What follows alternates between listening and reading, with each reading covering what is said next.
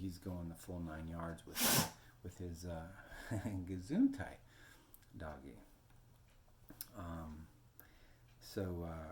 Anyways, Sitchin, I consider myself in this post-Sitchin camp. Like I still accept a lot of his data. I mean, I never, when he talked about gold dust being, mined and used to protect the atmosphere in Nibiru, I never bought into that. Like I definitely always had some qualms, but his overall idea, aliens and panspermia and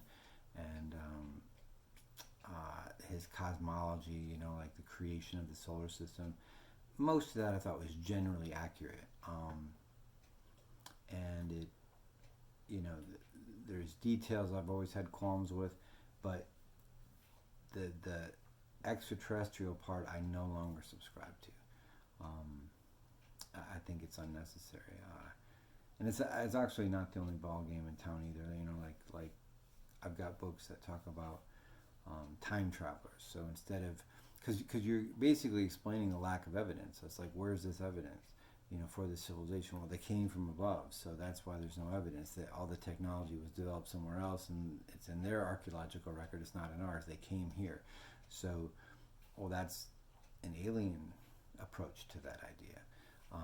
Time travel is another idea. It's like, well, what if you can't move star to star? Like, what if those distances are too vast, or there's some, barriers that we're unaware of that would prevent that?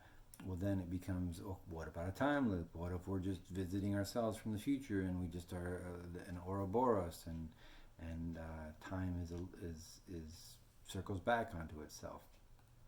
So there's a time travel theory, and that explains the lack of evidence. It's in the future. And then there's the David Icke theory, the fourth dimensional reptilians. So the evidence for them is in the other dimension, and then they come here and bring their technology here, and it starts with Sumer. And humans are created to be workers and slaves for the gods. And that's not the only ball game in town. There's also one of the most fascinating ideas. I recently found out it's called the Solularian or Silularian or something like that. It's from a Star Trek episode, but this idea that dinosaurs had more time to evolve intelligent species than mammals did, and so since they had twice as much time to do so, they actually did, and they created this high civilization. And that's and some of the spacefarers are the ones that survived the cometary impact that wiped them all out. So UFOs are the few straggling remainers that have never been able to, we became more, our creation, their creation is, we are their creation, and when they got decimated, we thrived, and so now they've never been able to really retake over the planet. Because they just fly around and abduct us and do whatever, plotting their return or something, presumably. So that's another theory.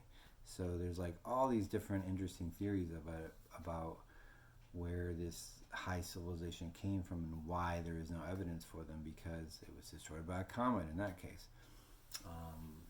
Anyways. You don't have to go that route for anything. Like you there is another explanation for the lack of evidence, because as they say in geology, evidence of absence is not. Wait, I almost screwed that up. Absence of evidence is never evidence of absence in geology. If I could get that saying right, I would not have to edit it. Thanks for tuning in.